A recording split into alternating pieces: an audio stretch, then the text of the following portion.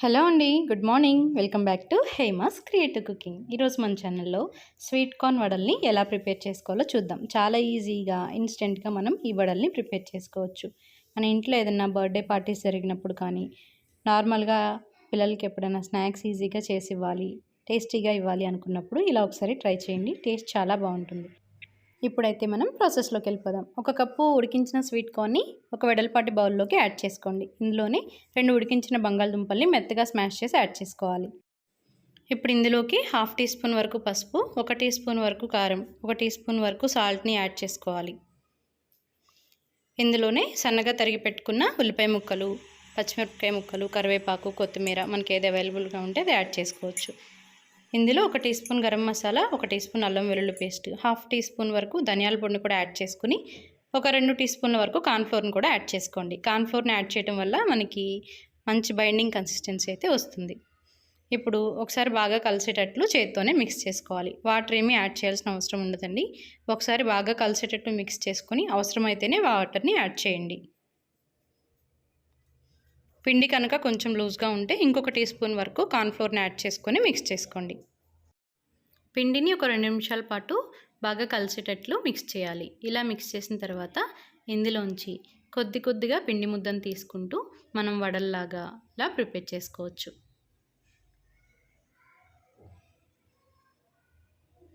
మనకు నచ్చిన షేప్స్లో చేసుకోవచ్చండి. ఇలా కట్లెట్స్లో అయినా చేసుకోవచ్చు, రౌండ్ బాల్స్లో అయినా సరే ప్రిపేర్ చేసుకోవచ్చు. నేనైతే ఇలా కట్లెట్ షేప్లో చేశాను. ఇలా ప్రిపేర్ చేసుకుని ఈ పిండి మొత్తాన్ని ఇలా వడల్లా ప్రిపేర్ చేసేసుకుని పక్కన పెట్టుకోండి.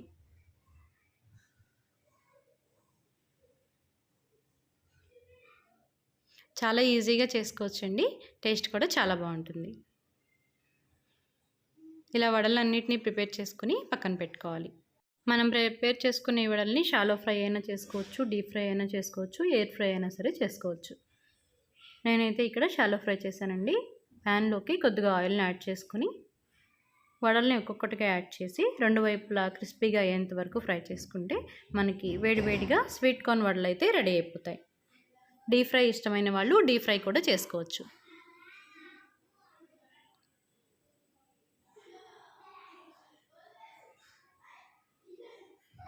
ఇలా 2 వైపులా తిప్పుకుంటూ క్రిస్పీగా అయ్యేంత వరకు ఫ్రై చేసుకుంటే సరిపోతుంది. అలాగే మిగిలిన వడల్ని కూడా ఇలాగే 2 వైపులా క్రిస్పీగా అయ్యేంత వరకు ఫ్రై చేసేసుకుంటే మనకి వేడివేడిగా స్వీట్ కార్న్ వడలు అయితే రెడీ అయిపోతాయి. ఈ వడలు ఇలా వట్టిగా తిన్నా బాగుంటాయి, లేదంటే టొమాటో సాస్తో కానీ మింట్ చట్నీతో కానీ సర్వ్ చేసుకుంటే టేస్ట్ చాలా బాగుంటాయి.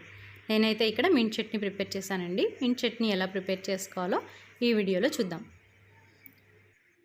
ఈ పుదీనా చట్నీ చేసుకోవడానికి ఒక మిక్సీ జార్ తీసుకుని ఇందులోకి శుభ్రంగా వాష్ చేసిన పుదీనా ఆకును ఒక గుప్పటి వరకు యాడ్ చేయండి. ఇందులో కావాలంటే కొత్తిమీరను కూడా యాడ్ చేసుకోవచ్చు. ఇందులోనే కొంచెం కరివేపాకు, అలాగే 2 ఇంచుల అల్లం ముక్కలు, 4-5 వెల్లుల్లి రెబ్బలు, 2 పచ్చిమిరపకాయలు, రుచికి సరిపడా సాల్ట్, అలాగే ఒక 1/2 నిమ్మ చెక్కను కూడా పిండేసుకుని 1 టీ స్పూన్ వరకు పెరుగును కూడా యాడ్ చేసుకోండి.